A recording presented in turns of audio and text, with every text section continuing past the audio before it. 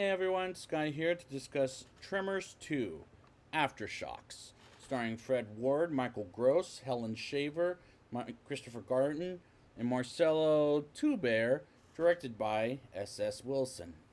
Now this is the first time I've seen this or any of these movies for that matter. Let's just get straight into it. We see a man running away from a graboid as it gets and eats the man alive in Perfection, Nevada, as we catch up with Earl Bassett, returned by Fred Ward, as he gets a surprise visit from Gravy Hoover, played by Chris Garton, who drives a taxi cab, dropping a Senor Ortega off, played by Marcelo Tuber, who wants to recruit Earl to stop the graboids from a Mexican oil company. And where's Kevin Bacon? I mean, really, he's brought up and he's in stills from a magazine, but he's nowhere to be found. And Earl reluctantly partners up with Gravy, and I love the fact his name is Gravy. It makes me laugh, and I don't like Earl. And I don't like Earl without Kevin Bacon as the protagonist. He feels a little ruffled, but I do like Gravy. He may be my favorite character in the whole movie as the comic relief. Whether I like the movie or not, he steals the show for me. They get introduced to Karen White Riley, played by Helen Shaver, who shows them around the oil company and where they hunt for graboids. And this setup is good, but not quite as good as the original. They start hunting for graboids as Gravy drives like a maniac, and they do something familiar, like dynamite with a toy car, as a graboid takes it as bait, and they blow some up. And I love the scene where Gravy forgets his umbrella, and he acts pretty dumb, but this is pretty damn entertaining for a video sequel. I don't usually like those as much as the original was, with the great big dislike, but here I'm actually quite entertained by this movie. I was worried I wasn't going to like any of these movies, but so far it's a fun time and it's really entertaining. A graboid grabs Earl's truck and drags them to edge and pulls them to the side, which makes them smarter than before, because last time they were dumb to not hit the edge, but it eventually breaks the chain, and so far I'm having a good time with the material at this point. Earl calls for help by Bert Gummer, returned by Michael Gross, and his wife Heather is nowhere to be seen. Why? Because they're newly divorced. And I'm glad Bert is back, but his wife, I wish she was back, but they wrote it that way, and I can't imagine another movie with her in it, so probably for the best. But I do like how prepared he is for the graboid attack with all his guns. And I'm happy to see another familiar face.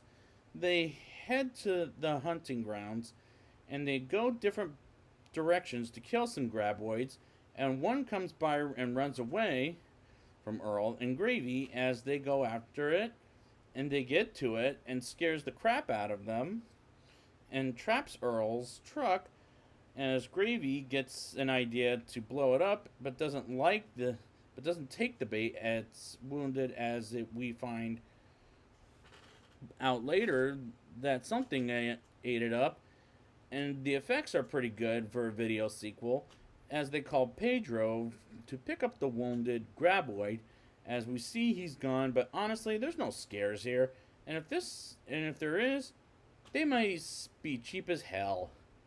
But it is PG-13, admittedly. Earl and Gravy find themselves a truck and catch a different kind of graboid with 2 feet. And is it wrong that I thought about Jurassic Park with these, what do you call it, velociraptor looking things? They call them shriekers, but with these creatures.